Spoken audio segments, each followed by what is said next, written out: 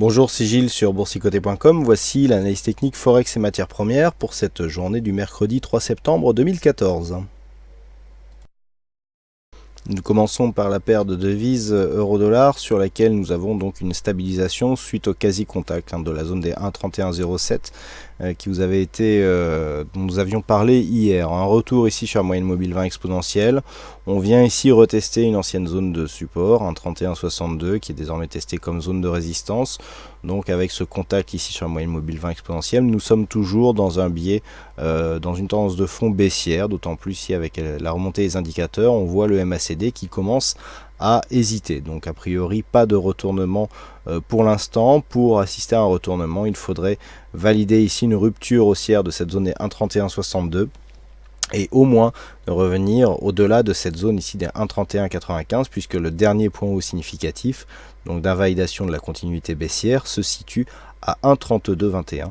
Donc ce sera sur cette zone que l'on pourra valider un changement de tendance, mais pour l'instant on est toujours dans un biais baissier.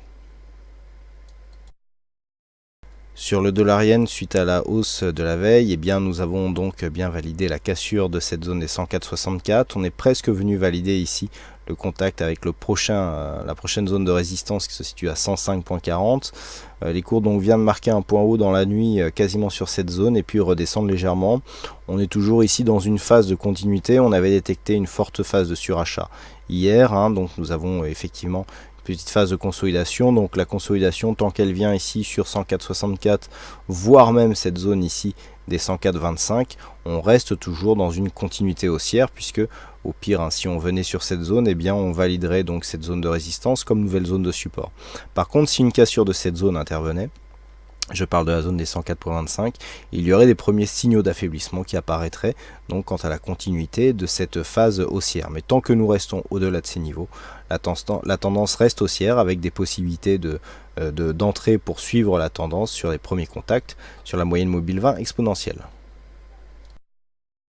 Et enfin sur l'or, suite à la forte baisse que nous avons connue hier, donc les cours sont légèrement remontés dans la nuit avant de venir valider ici un quasi-contact avec la zone des 1261 $ l'once. Depuis donc les cours oscillent entre cette zone ici de point bas et une zone intermédiaire des 1270 $ l'once. Donc on est toujours dans un fond de tendance qui reste orienté à la baisse malgré la remontée ici des indicateurs qui viennent de leur zone de survente.